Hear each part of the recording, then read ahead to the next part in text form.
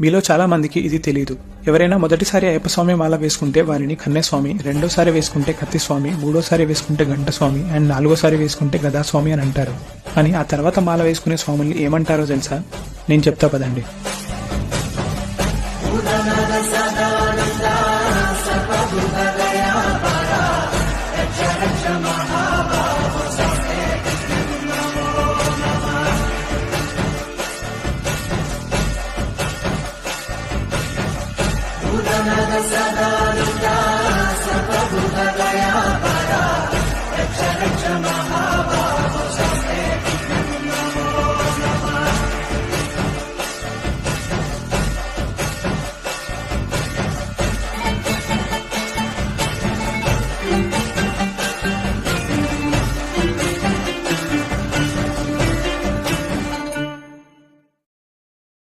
Download Chess